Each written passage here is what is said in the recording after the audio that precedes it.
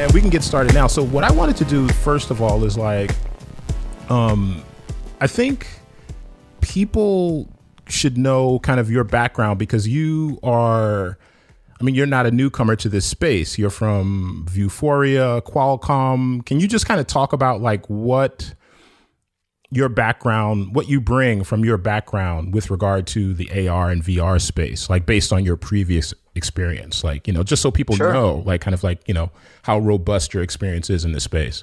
Yeah, I mean, I've been doing it a little while.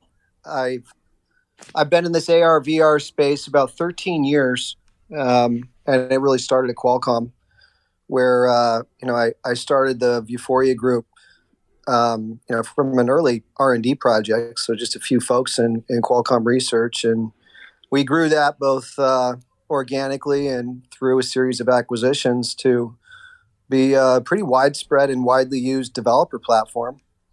So the product grew. It became a separate business unit at Qualcomm. And then in 2015, we sold the Vuforia business and division to PTC. And so I went with the group and ran AR at PTC as president of Vuforia. So, needless to say, I've got a lot of experience with the technology stacks and know which kind of pieces do what, because we spend a lot of time deep in the tech at Qualcomm. But I think the other thing that was really valuable about the experience was understanding the breadth of different use cases and what the barriers to adoption really are. Because, I like to consider myself a student of Jeffrey Moore and technology adoption. And for me, building products and building businesses is all about knocking down those barriers. Yeah. And, I was a bad host. I forgot to just name check. So Jay Wright, you are Jay Wright, the CEO of Campfire. Campfire is like, I feel like we're allowed to say kind of like what the previous iteration was. Yeah. Are you okay with that? Talking about that? Yeah. I mean, I think it's important to know that this is not a new iteration. Okay. Yeah. Frame it for us. I came upon an opportunity. I was actually somebody reached out to me and said, "Hey, you ought to talk to these VCs who bought the assets of the former Meta company." And I'd had some experience with the Meta company in the past. I thought the display system on the Meta 2 was fabulous, like just fabulous. There's some issues kind of with the rest of the product experience, but I really like that. And so I went and took a look at what those assets were, and there was some interesting stuff there. There was a patent portfolio that was pretty meaningful, and coming from Qualcomm, I appreciate the value of a patent portfolio, especially if you want to build something big. There was a display system that was sort of a next generation beyond the Meta 2 that was ready to go, but it hadn't been commercialized. And there was also the Meta brand, which I thought probably had positive net equity. Ended up kind of changing our minds on that one. But anyway, I saw those as pretty important assets or building blocks. And so we joined and we used that tech. But I'd say the assets that we purchased that were originally developed by Meta Company are one of a few magical things that we mixed together to realize the experience and product that we've launched with Campfire. And so just this is really kind of like a silly question, but I have to ask as like someone who is very familiar with like the old, product that bears that name. Where'd you like what led you guys to come up with that name? What's I think I have a sense of it, but I mean, are you, worried about any confusion with the old software that we know, like the business chat software? And what led you to kind of like move from my memory is MetaView when I first heard of your involvement with, Yeah. So the VCs that started the company and bought the assets named the new company MetaView, and I think they thought the Meta name was an asset, and frankly, I thought the Meta name was an asset too, and something that we can move forward with. And then a few things happened. I think when things kind of go down, the way that Meta did, just, despite everybody's best intentions, you leave some wreckage. And so I saw, a lot of the effects kind of of that wreckage with some partners and customers and investors and stuff. And so, it became clear that, hey, we ought to change the name, not move forward with the Meta brand, but do something fundamentally new. And I think it also became clear too that the whole sort of product and team and everything was so different that we just wanted to start off on a new footing. So I think the actual name Campfire is really important because the whole way Campfire works is sort of people kind of huddled together, right, to have this natural communication. And if you think back, I think, well, we can't think back this far because it predates all of us. But, picture a bunch of cave people around a campfire. That was like the original high bandwidth, super low latency communication.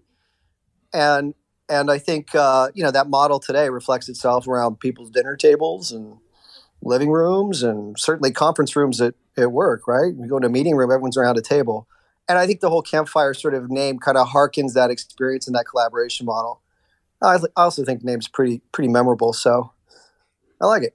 Cool. And I think maybe I'm just kind of like a little old school. I think a lot of people probably don't, there won't be that much confusion with the Campfire name. I do want to kind of just drill into Campfire, but before we move past like kind of the past, I just want to kind of I looked at kind of the new site, the team, and I noticed that you brought in like a couple of team members from the old crew, the old Meta crew.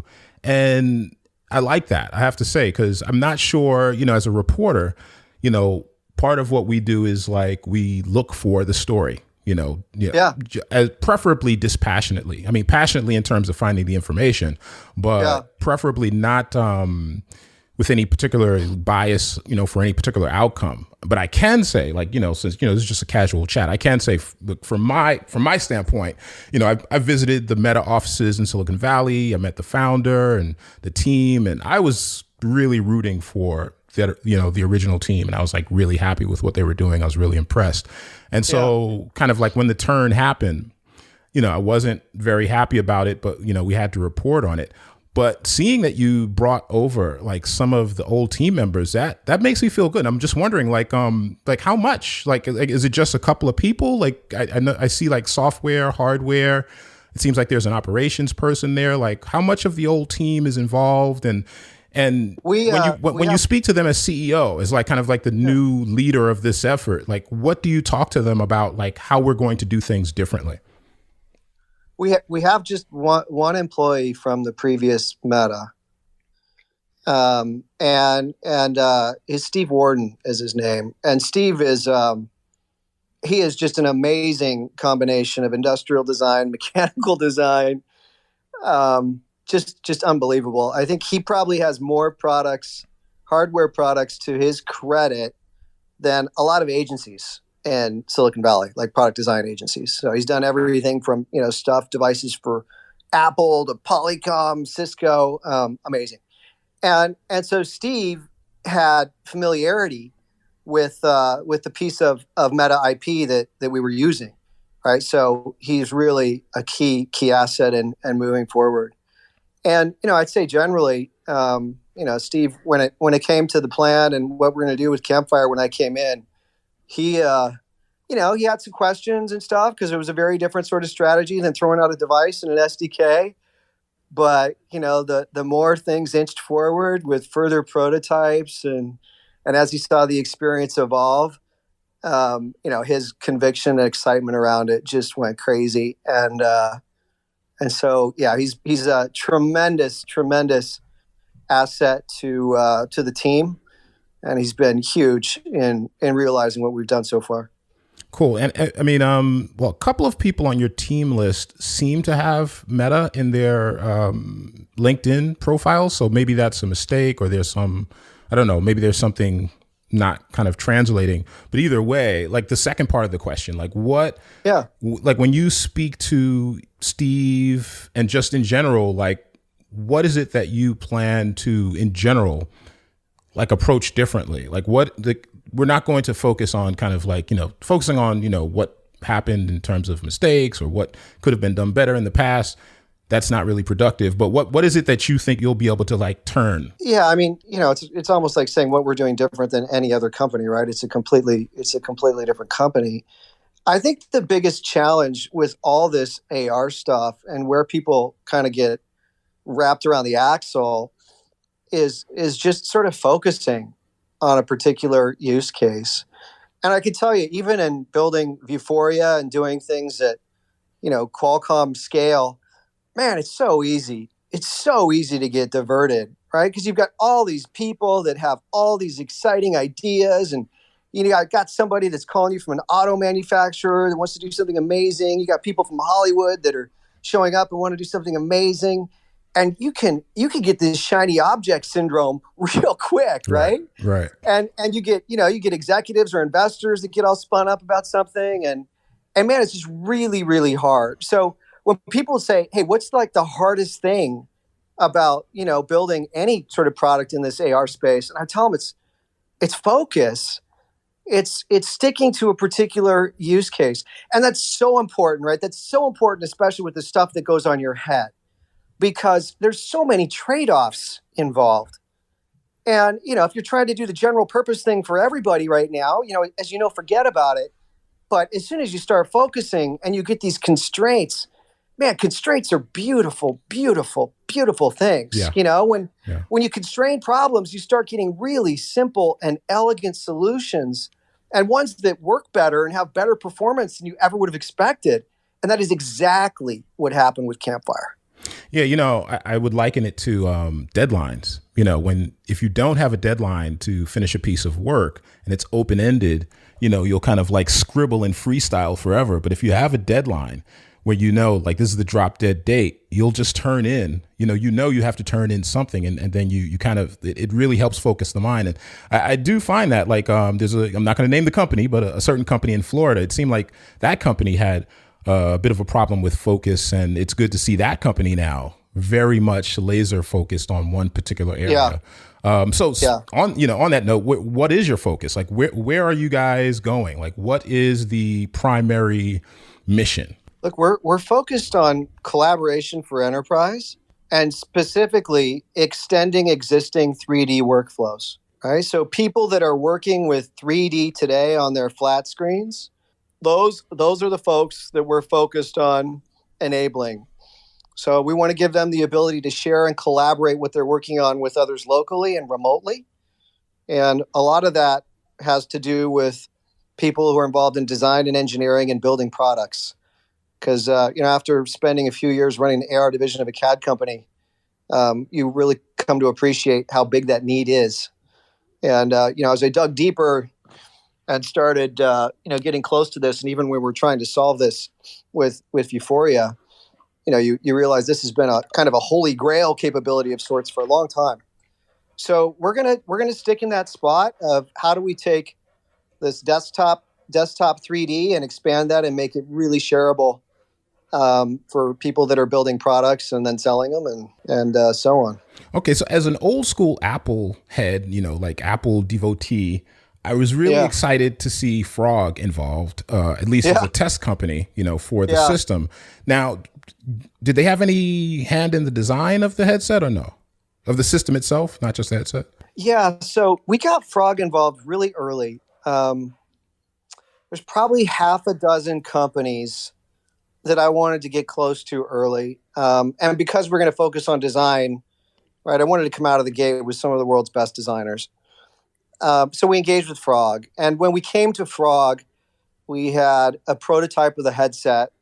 I'll probably share some of those pictures of what those prototypes look like. That would be great. Yeah. We had prototype of the console, and then for the pack, it was kind of a sensor, like hooked to the back of a phone, right? It's pretty raw. You can start these things pretty raw.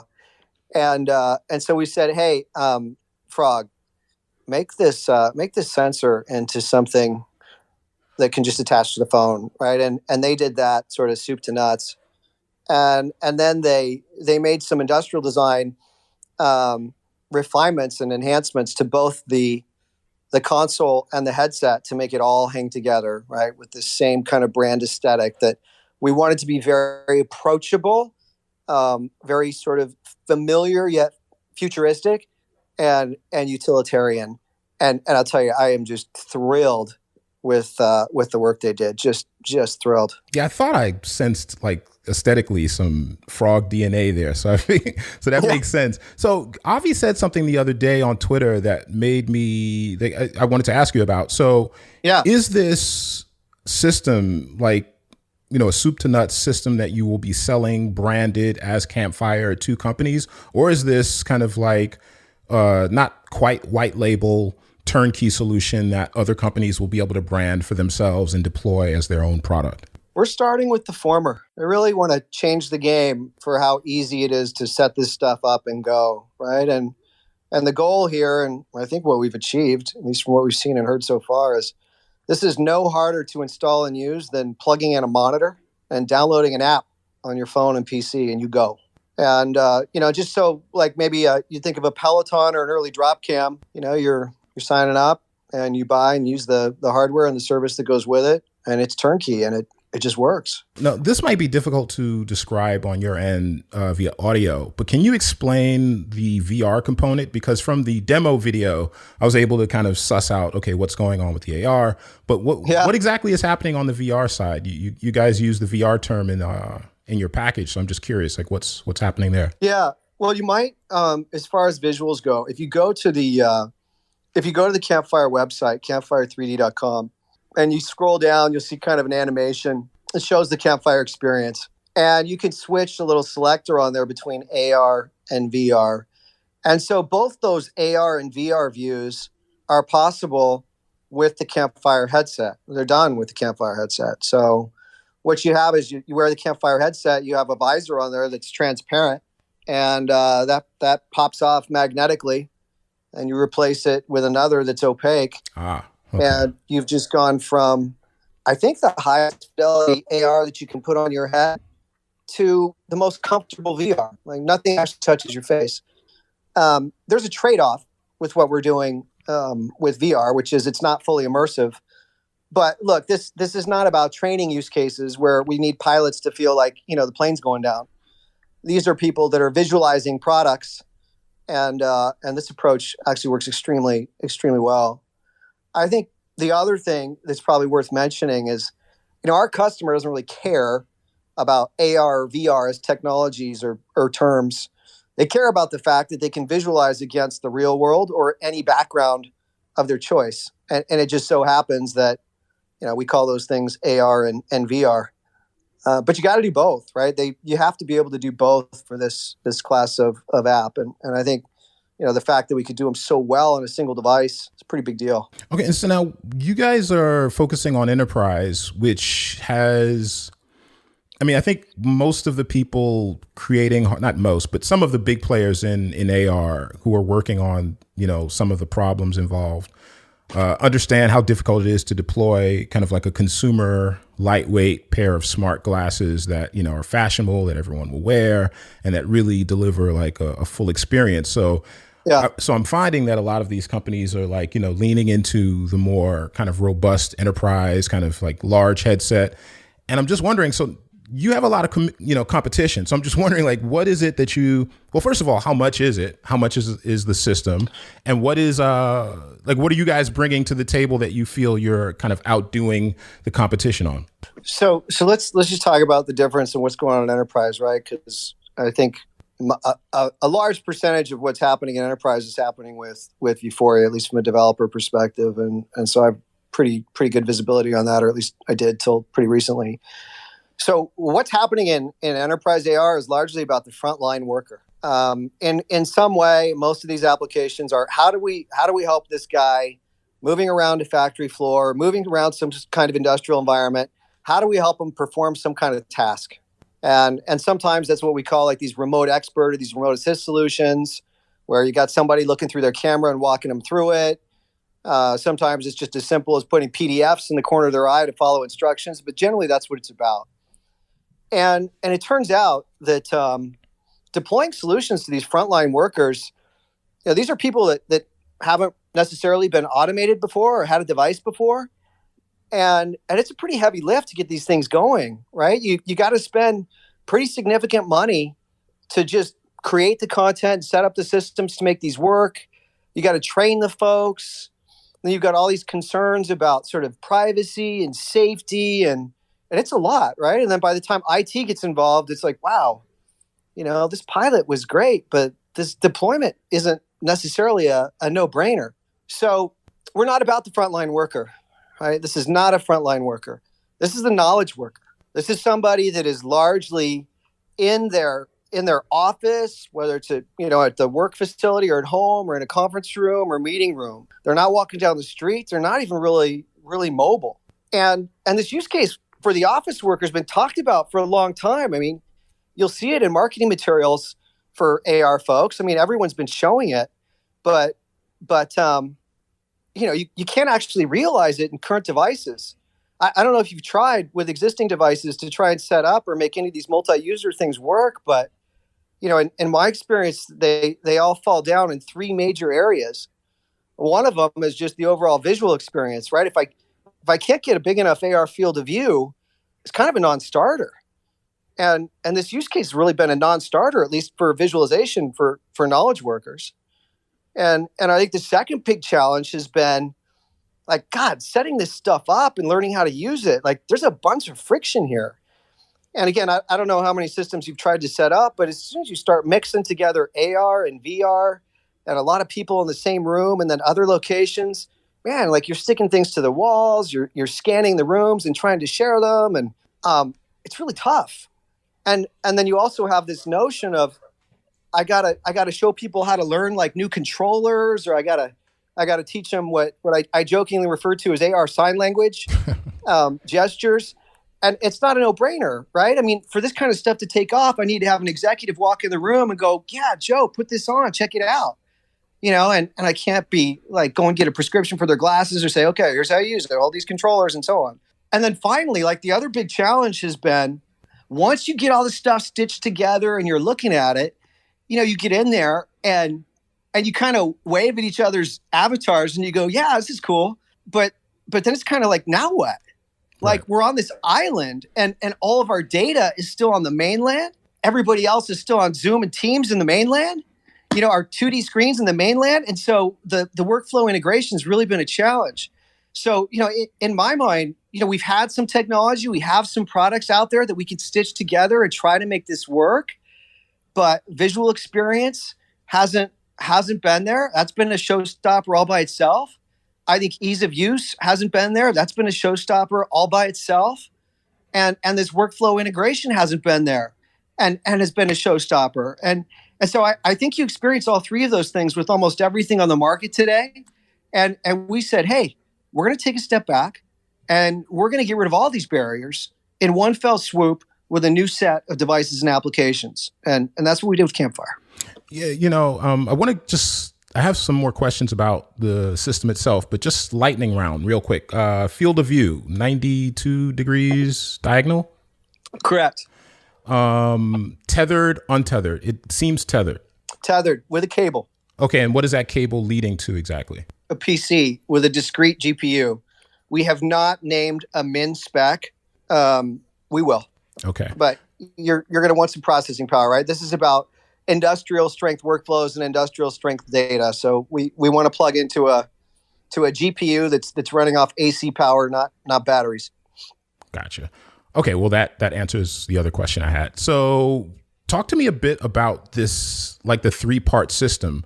I want to talk about the console. Like, that's very interesting. Like, can you just kind of describe, again, via audio, it may be difficult, but just describe what this console is. One of the big challenges I mentioned earlier is how do you get these experiences set up so that you can really have an instantaneous experience?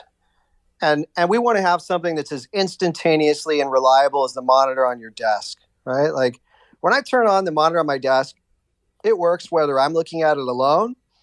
It works if 5 people are looking at it. And, it works in solid white rooms. It's just reliable. And if you're going to try and do shared experiences in AR and VR, it's not that way.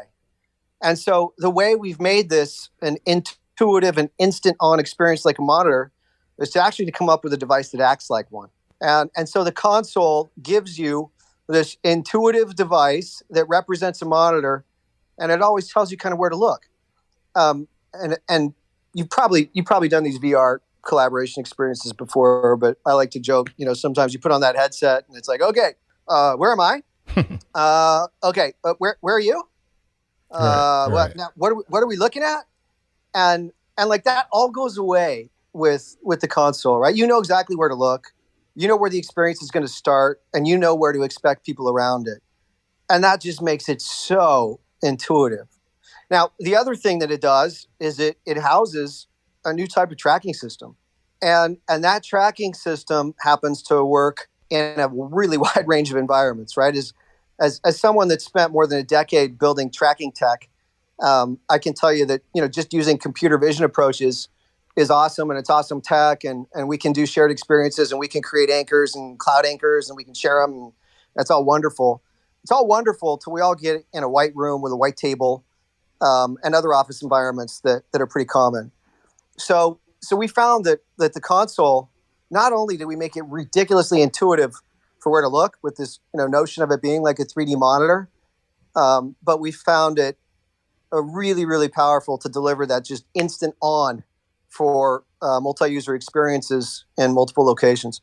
And for those listening who haven't seen the console, you can go to campfire3d.com and take a look. It's basically two very slim strips that are connected together in an X, I guess, configuration. And it looks tethered. That's tethered to the PC? That's tethered to power. That just plugs in the wall. Okay. When too many companies approach these various problems the same way, you start to wonder, maybe now we're just playing the incremental specs game. But when a company like really tries to tackle a problem from a completely different angle, it's exciting. So I feel like that's what's happening here. So let's talk about the pack. Like, what's the battery life on that? How's that work with your smartphone? Just kind of walk us through that really quickly. I think the battery life on that, I don't know, I think in the units we have on the Pioneer program, it's like 10 hours. So it's an all day thing. It snaps onto the back of a phone. Just kind of, it's got these spring-loaded arms that snap on. There's no Wi-Fi setup. There's no Bluetooth setup. It's actually communicating directly with the headset wirelessly. And so what it does do is it'll use NFC to wake up the app on the phone and just launch the app for the controller.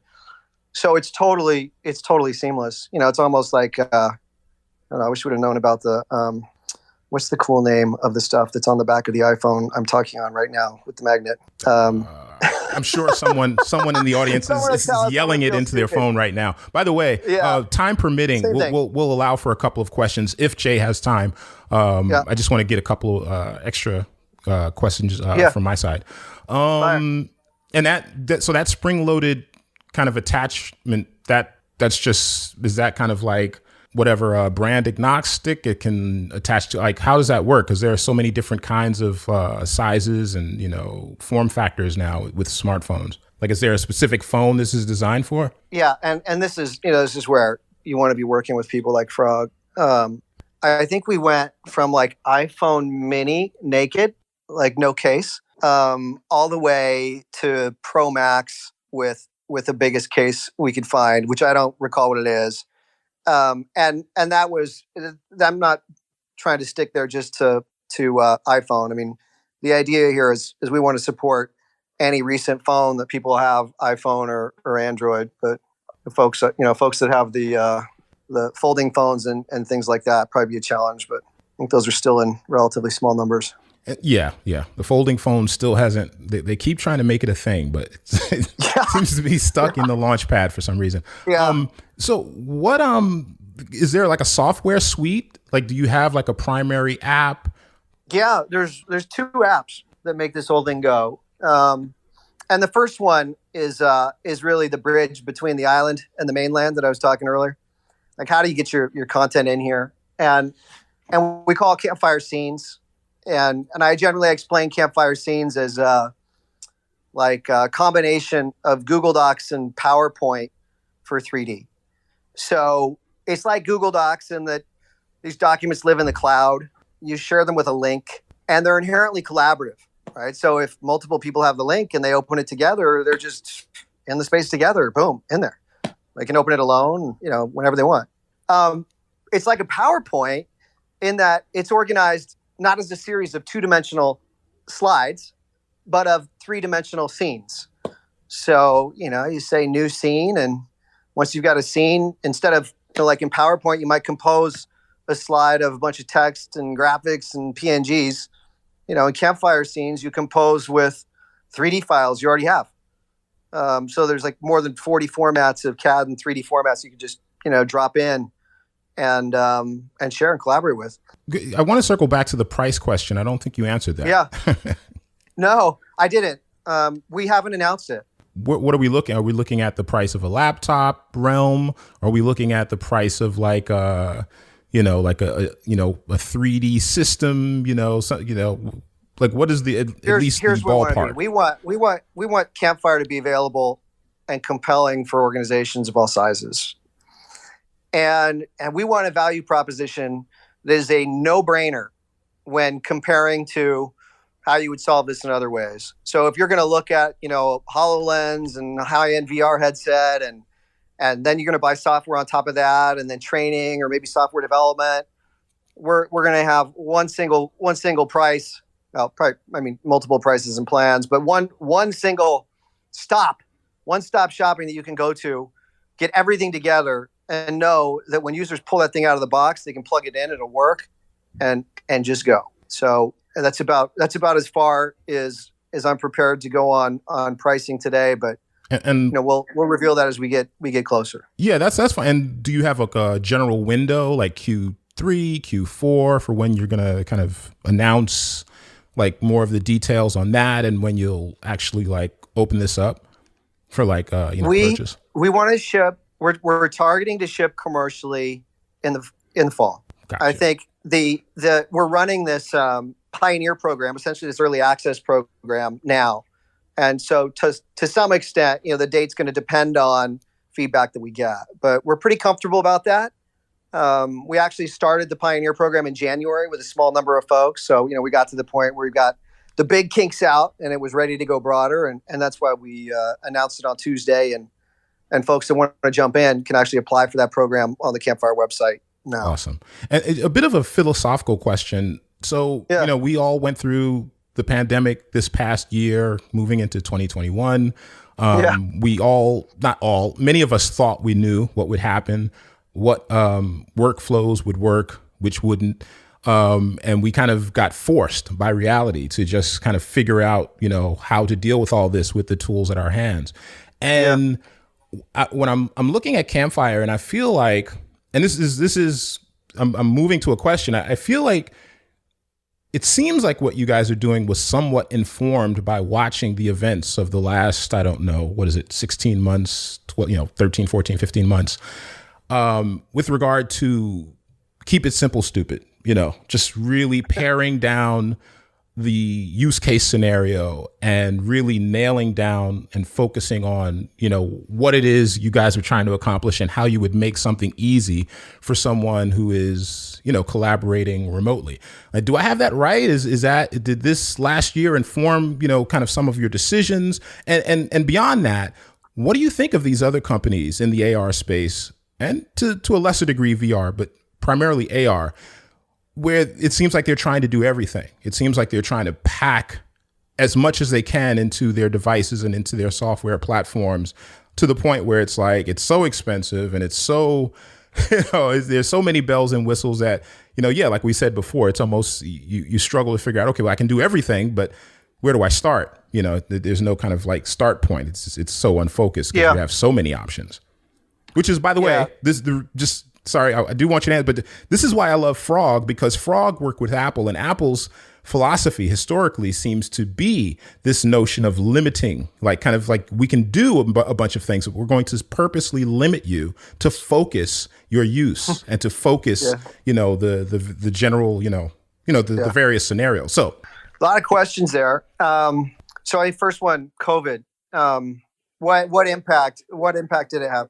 Look, when I started this, right, I've known this was sort of I'll just describe it as a killer capability for AR and VR for a long time. You know, it was something that we wanted to do in software for a long time. And the only reason we're doing hardware now is because I couldn't do it with software only in the past. And I think even without COVID, it was a killer capability. When COVID happened, it clearly increased interest in this sort of thing. And that was a big silver lining. It also changed our development priorities.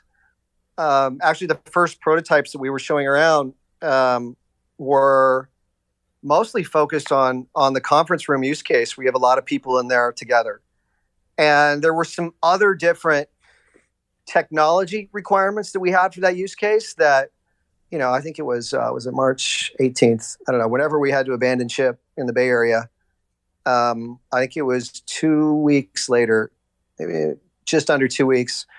And, kind of did a rethink. And once everybody got remote, we said, you know what, that conference room case where everyone's together, yeah, that's not the most important anymore. And we shifted to doing some different things, just really in a different order for everybody to be remote. So that was a big one. And I think the other thing that we got out of it, and I think a lot of people got out of it, was, just it was really easy to be heads down, right? Productivity went up for a lot of people because when you're in quarantine, there's not as many other things to do. So that was great. So that did, in fact, help focus kind of like the direction you guys took with Campfire? Or? I mean, look, we changed priorities. So we focused, we did more things for everybody being remote use case than we would have for everybody being in the conference room together. And we'll still do those things, and you can still use it in a conference room now. It's just there were some different things that we were able to deprioritize. In general, what do you think? Just to kind of circle back on the second part of the question, what do you think about these other AR companies that are kind of trying to pack so many different features into their hardware and software systems? Like, I'll just come back to focus. Like, you got to focus because there's too many hard trade-offs here. And if you don't focus, you risk building a really expensive spork. And I mean, some people are into that because you could do things with, there's a few people that, have a use case for something that's a really expensive spork, but you gotta focus. And so I really like what I've seen from some other folks. Like, I think Mira has taken a great approach. I love what Tilt 5 is doing, but they're focusing on specific use cases with hardware and software that works together. And, they're coming up with a great experience that's going to have a good value proposition. And I think that's the path. I think, when it comes to big companies that are making the billion dollar plays, right? They got to take bigger swings, right? That they're on a bigger mission. How do we replace the phone? What comes after the phone? How do we replace the PC? What comes after the PC?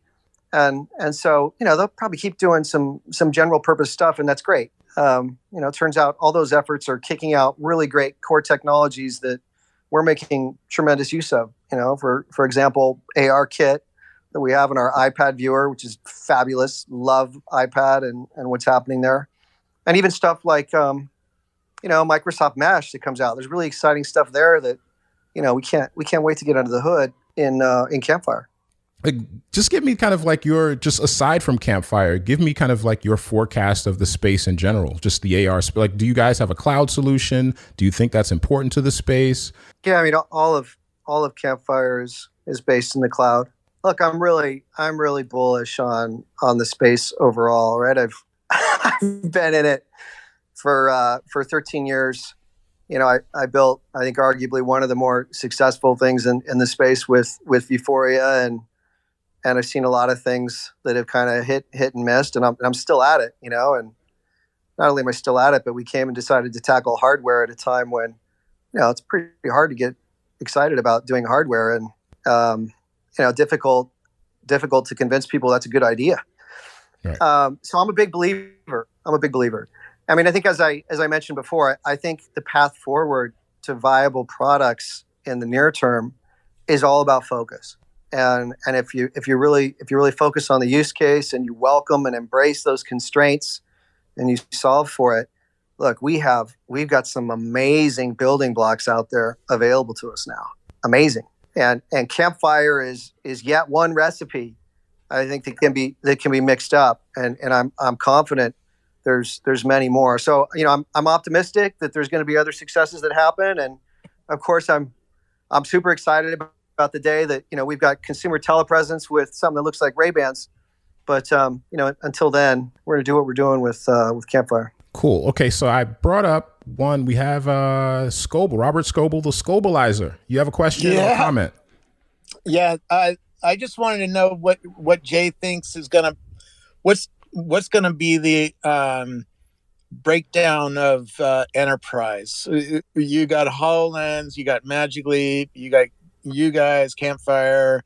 There's other devices, both on VR side and on AR side. How do you think the top 5 are gonna break out? I think that the top level segmentation we should be thinking about is frontline worker versus knowledge worker. And frontline worker, as I was talking about earlier, is people that are kind of mobile, walking around an industrial environment or factory or what have you, and need some sense of instructions. And I think, that's the bulk of where HoloLens is. I think that's the bulk of where Magic Leap seems to sort of be going. And frankly, that's the bulk of most of what we've seen with headsets. What we're trying to do, and I think are doing with Campfire, is let's unlock the knowledge worker. And the knowledge worker use case, I think, has been talked about with the virtual monitor use case. Like, hey, let's just extend the screen. And we're saying, hey, we're not ready for that. What we're doing is we're taking 3D you have on the desktop for people that work with 3D, and we're making that easy to share. So, top level, I'd say, hey, frontline worker, and in frontline worker, you've got RealWear, you've got Magic Leap, you've got Microsoft and HoloLens. And then I think it comes to knowledge worker, you've got people that have been trying to use those devices with software, but I don't think those solutions have been compelling. So I think that's the one we're really trying to unlock. It takes a new level of ease of use to do it and performance. All right, so just so we're going to wrap up, but just a couple of last important questions. Are you guys hiring? We would love to hear from people who are interested in what we're doing. We will absolutely be hiring. Okay. I think we have an email address that's probably not even live on the site yet. I think it's careers at campfire3d.com. And what's just going on? Just you guys are still in the Bay, yeah? You're not in the old office anymore for headquarters. I mean, I know no one's in the office, but I mean, I think you guys were. Right. I can't remember exactly what city it was, but it wasn't. If you're referring to the Meta office, I don't actually know. I've never been there. Ah, okay. But you're in the Bay though. We've got a warehouse space in San Mateo. I'm actually in San Diego. So until COVID, I was doing the weekly commute to the Bay Area. Okay, and then last question. Money, VC. Are you guys raising, or are you kind of like just going forward with what's at hand? Like what's the outlook on that end? Yeah, so we're engaged in a number of discussions on that front. Clearly, it takes money to get all this stuff done. We wanted to be pretty forward that we had done all of this with a pretty modest raise. I think that's testament to focus. Gotcha. Focus. All right. Yes. Well, Jay Wright, CEO of Campfire. I appreciate the time. Is there any last message or anything we didn't get to that you wanted to add before we sign off? No, I think that covers it. Thanks so much for the opportunity. I appreciate the ability to do this and do my first Twitter Spaces thing. Kind of fun. Hopefully it was painless. I've had glitches before, but this one was pretty much glitch free, so I'm happy. This is Dario Strange, the editor of nextreality.net. Please visit us for AR news and analysis, and we'll have this audio posted in the next couple of days. So if you missed it or if you came late, you'll be able to hear the whole thing via our website. So thanks everyone for attending, and Jay, thanks again. Thanks, Dario. Appreciate it.